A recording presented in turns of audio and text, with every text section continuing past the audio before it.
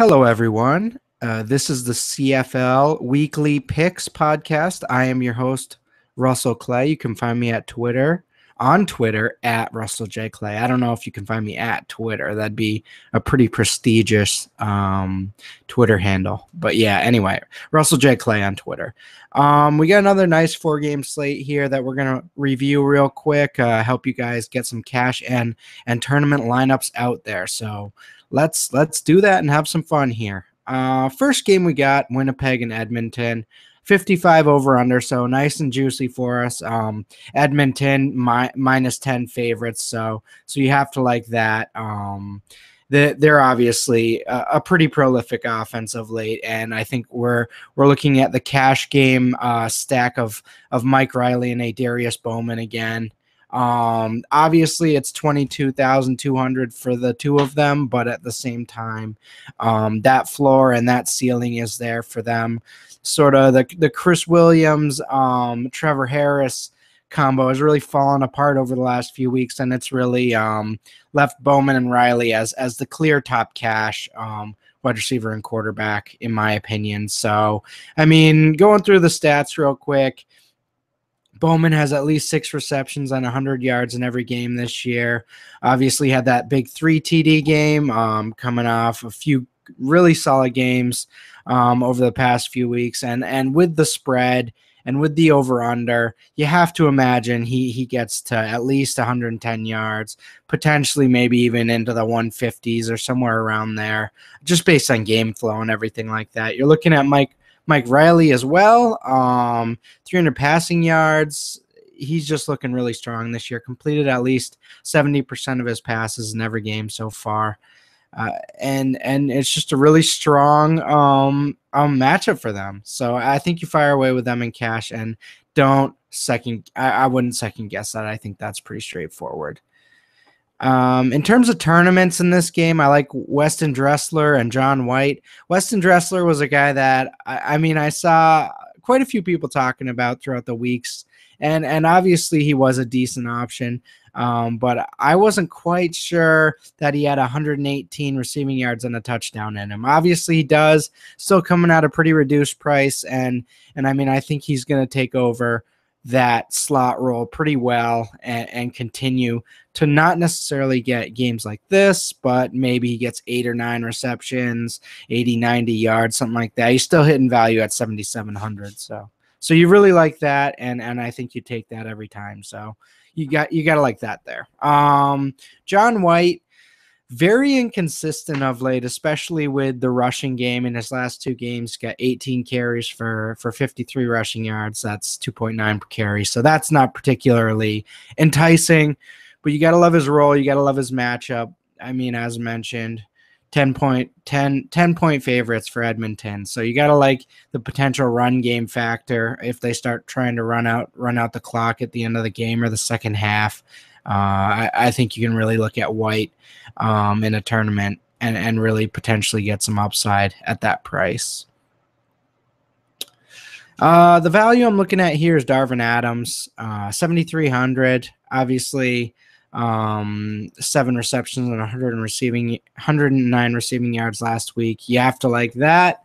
Sort of like a lot when the guy gets over 100 receiving yards, you usually like that in football related fantasy activities. So pretty straightforward there. 240 plus yard receptions this year already. So he is that vertical threat that can potentially take it deep. He is athletic in comparison to the average CFL receiver. So I do like him as a potential upside play at 7,300. So I do like that. Next game here, Saskatchewan versus Montreal. Over under a 50. Montreal 1-point favorites here. So pretty intriguing. I mean, you're looking at Deron Carter, 9,300. Obviously, you're looking to pay up for Darius Bowman over him, but he does have some intriguing upside.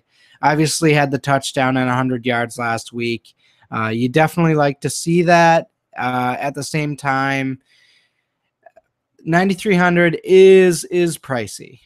He is worth it, but it's right around that level where it's worth it, but you're also paying up for what you're getting for him. So I do like Naaman Roosevelt tiny bit more just because you save 500, and I think you're getting relatively the same receiver.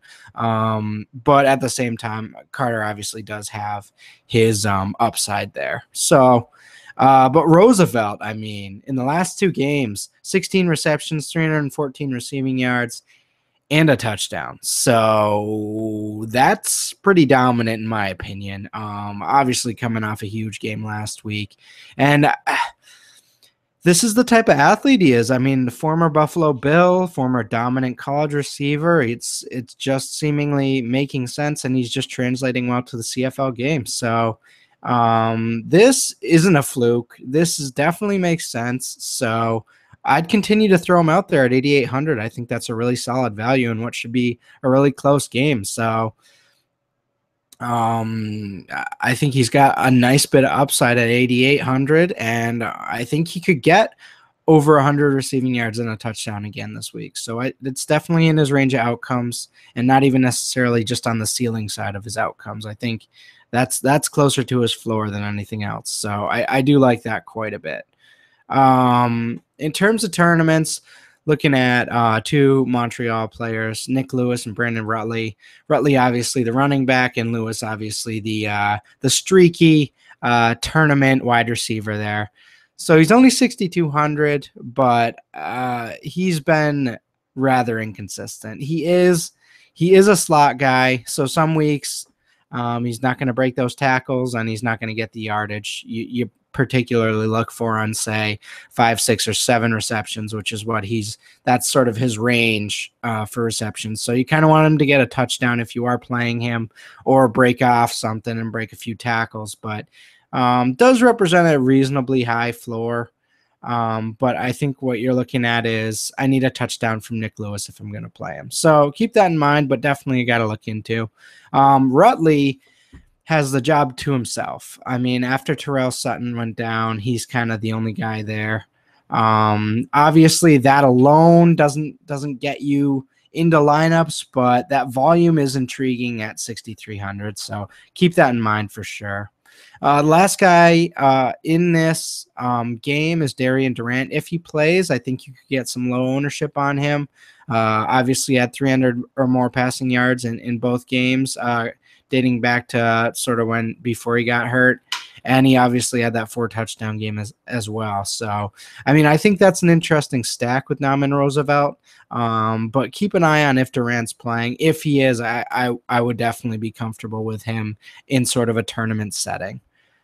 Next game here, British Columbia versus Calgary, over under a 49. Calgary, 5.5 point favorites. So I think we're looking at Marquay McDaniel again, 8,500, sort of in that Naaman Roosevelt ish range, but obviously a much lower floor. So I like him. It's just in that range. You go Roosevelt 100% of the time. But if maybe you want to get both of them in, I'm cool with that too. But yeah, 3 straight games with over 70 receiving yards, and he does have a touchdown in there. So I think that's pretty reasonable. 8,500 is paying up for that though, so you really need the touchdown. So keep that in mind. But in terms of receivers, 70 receiving yards and potentially a touchdown, definitely hitting value there. And the other cash guy, I mean, and a more appealing option in my opinion, is Sean Gore at 5,900. Last week, 6 receptions, 109 receiving yards, and a touchdown. You can't beat that for what he's been priced. I mean, he's still below 6K, which is a blessing for sure. He has been inconsistent in terms of yardage, but you've seen that upside. You gotta like that upside, and already has 2 100 plus receiving yard games this year. So at 5,900, you take that gamble every time. And if he fits into your cash lineup, I think that's a great move. For tournaments here, I'm looking at 2 running backs. Jerome Assam, you kind of know what you're getting there. Obviously getting quite a bit of touches, two games with 16 plus touches already this year, and has 4 receptions in each of the last 2 games. So you do like that, seeing that usage get up there.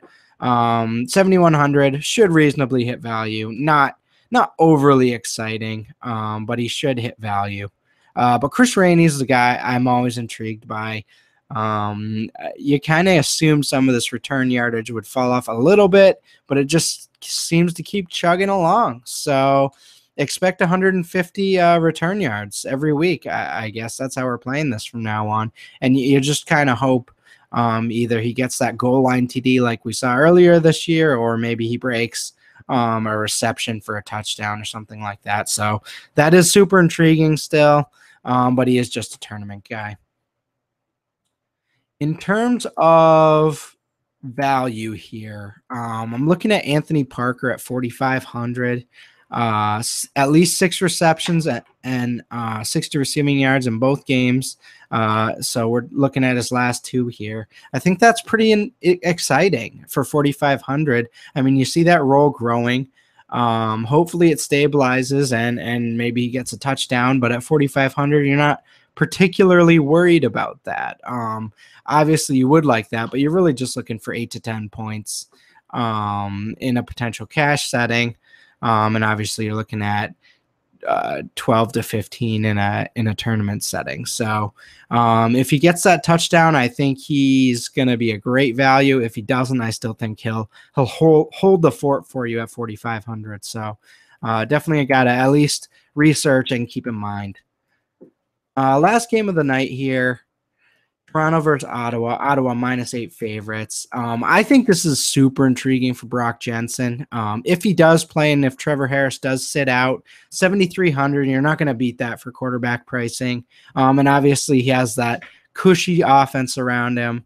So Brock Jensen, very intriguing at 7,300. Obviously a super small sample size on what he's done, but I'm willing to gamble with that at 7,300.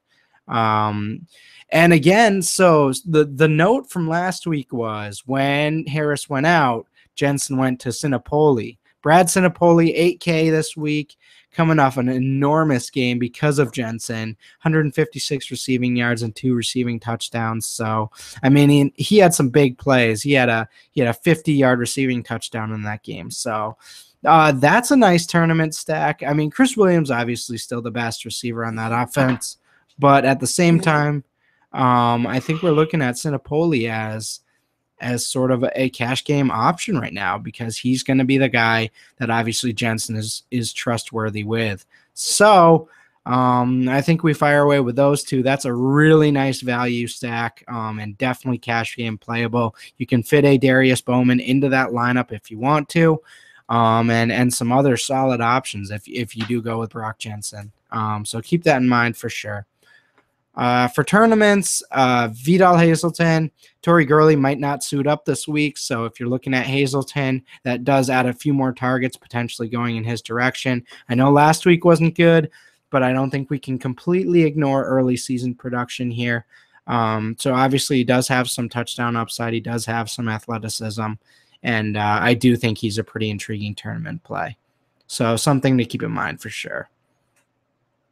Nick Grigsby, decent feature role.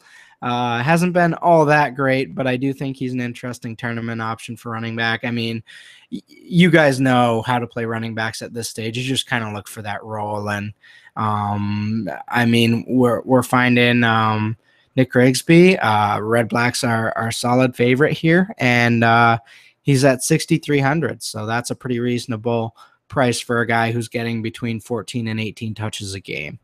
So if he gets a touchdown, you're sitting pretty. If he doesn't, I still think you're surviving that price. So that's someone I'm definitely looking at in tournaments. And last one of the night here, Kenny Shaw.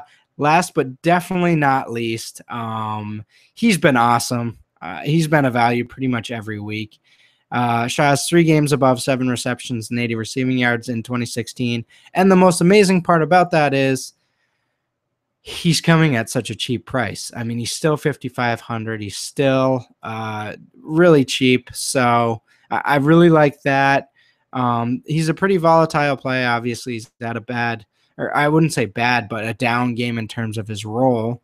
And that's always a possibility for him. But at the same time, with Torrey Gurley out, if he is out, that's something to keep in mind. But if he is out, Shaw steps into a more prominent role with Hazleton, and I think both could be pretty solid values.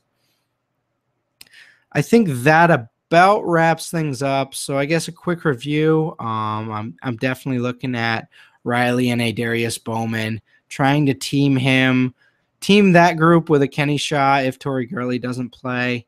I'm definitely looking at Sean Gore. I think that's money. And I mean, Chris Williams is a pretty interesting topic as of now because you don't know what you're getting. Obviously, just a 1 reception last week because of the substitute and quarterback and the injury. So you kind of are really worried, but I think a lot of people are going to be worried and potentially fading because he's so expensive still. And I think Sinopoli's such a rock solid cash value based on what we saw last week. So Chris Williams, an interesting tournament swerve to say the least. I don't think he's going to be that highly owned. So obviously I like Naaman Roosevelt again, as I talked about. So that's a quick review there. If you didn't catch all of it or you are lazy and don't want to listen to me talk anymore, then the article's posted in the CFL article section at dailyfantasycafe.com. You should definitely check that out along with a lot of our other content. Thank you for tuning in. We appreciate you guys and enjoy our awesome tools and content.